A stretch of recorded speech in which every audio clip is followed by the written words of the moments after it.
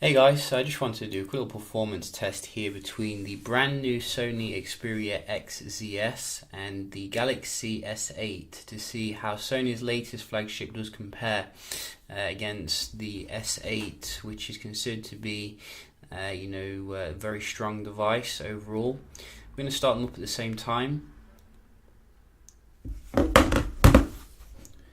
and see. So Sony is coming with Snapdragon 820 and we're getting Exynos 8895 in the latest Samsung, which you can see is already started up here and ready to go. I mean, Sony seems to be very slow when it comes to startup, and I think you can see definitely Sony is going the more conservative kind of approach when it comes to the the software here. Well, shall we say the build quality, it seems to be a little bit more, shall we say, minimalistic than what Samsung's offering. I mean, look at all that kind of display that you do get in the same form factor as the XZs, which is pretty awesome when you consider. Nevertheless, how do they compare in terms of the performance? Because I've seen a few videos of the XZs performing pretty well, compared to Samsung. So we're going to see if that is the case here. We have installed a few apps on both of them, so we can just see, the performance here day to day. So that was the XZs then. We do have Play Store. That was the S8. Zoom in a little bit so we can see. We have, what else do we have? Argos. So that was probably the S8 then again, only just. That was a draw. S8 again, 3-1. So you can definitely see here the S8 seems to be, I think, pulling out ahead, maybe. So that was quite similar. Quite similar again. Faster on the XZs there. So it's pulled a point back, which is nice. And I think we have some other things as well installed, so let's try a game.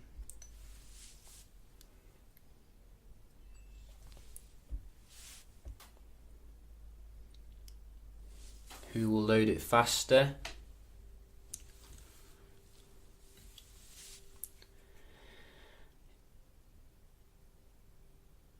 Oh, so you can see I think Sony loaded it faster actually, because obviously you can only play on one device, so that is very nice there.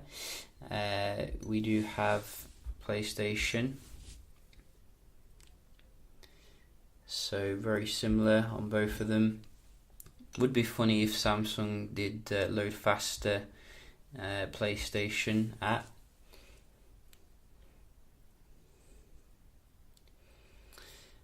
So this one again quite conclusive. It looks Samsung blowing away the XZs with that one. I'm going to say overall, I think the XZs has done quite well considering how old the processor is. Oops, I've already done that one. Let's go back. And which one haven't we done? The golf game. It is, quite an old processor, but you can see it is only just behind on a few of them. And yes, while it is behind, and it would be nice if it was ahead, at the end of the day, the phone is actually quite a bit cheaper than what you have to pay for Samsung. But if you do want the best performance here, you can definitely see the Samsung is ahead. So not sure, you know, why some of the videos showed the XZs being ahead, really. But we're going to have a look at the performance here of the speed test. So we are on the same server. Just start with the Samsung. I think Sony should definitely make its own processors going forward. I mean, they definitely got the skill to do it. Seems a bit weird to me how they have to use, you know, Qualcomm all the time. And you can see a very decent score here on the Samsung.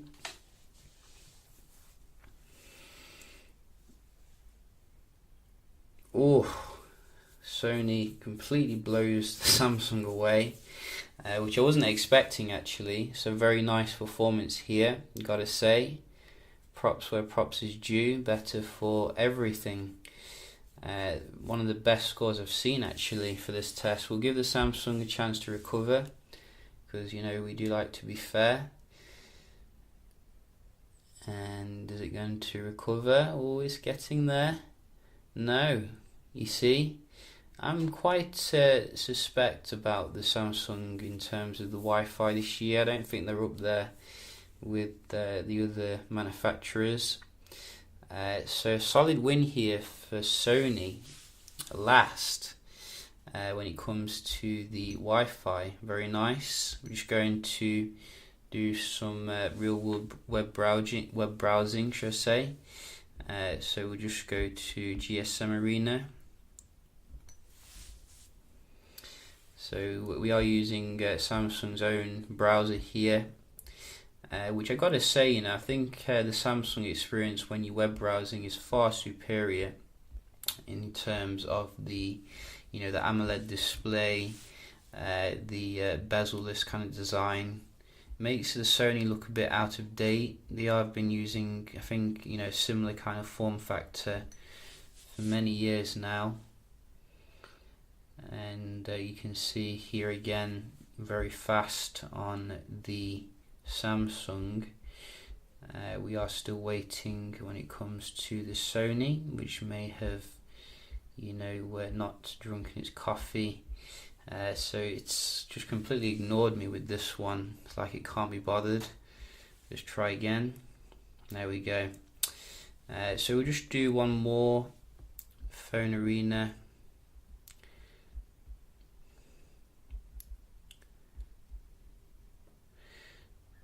So these sorts of videos are painful for me because I am a Sony fan. You know, when Sony doesn't perform, it's very painful. But you can see again, you know, Samsung straight in there, pictures loaded. So quite strange, you know, Wi-Fi very fast in terms of the benchmark, but the actual performance you can see, Samsung's got you covered overall. We do have 4 gigs of RAM now in the XZs, so let's have a look at the multitasking, which should be a little bit better than the 3 gigs of RAM in the XZ. So both of them have 4 gigs of RAM, and you can see, we have a reload straight away on the XZs. So yeah, you can see, you know, they've still not mastered the memory management here that you're going to get with the Samsung, which is very smooth, you know, overall. You can see. So hopefully it won't reload every single one. It's reload again. So Samsung is about 3 ahead here overall. I am keeping count. It did reload this one though, so it's not perfect, but it's close. You know, it's close to perfection, let's be honest. So I think it reloaded the game here on the Samsung, and the Sony kept the game in memory, which is very good, so we'll give it a point there, 3-1. And let's try golf. Both of them reloaded this. so no points given. And next one, FIFA. Both of them kept that in memory, very nice.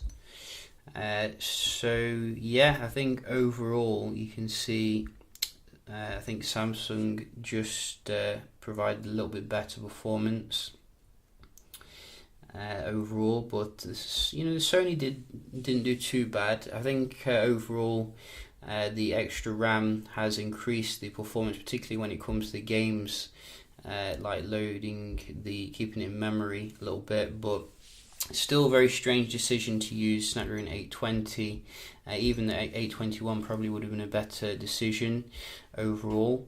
And in terms of the design, as I said, the Sony definitely needs to start to copy what we're getting here on Samsung to stay relevant, because this kind of bezels on both sides seems to be a bit weird looking when you can consider this beast. But then again, I think Sony has an advantage in terms of the fingerprint scanner, which is in a much better place than here. It probably takes some getting used to, and if you're based abroad you might not even get it actually because of legal issues, but I think it's definitely in a good place, and you do get your super slow recording now, which I don't think you get on the Samsung. In terms of the camera, you get a physical shutter button, which is nice as well to consider. Full waterproofing obviously, and everything you would expect. So both of them have headphone jacks. We're not jumping on the Apple bandwagon there. I do prefer the one on the top. I think overall it's a more kind of natural place.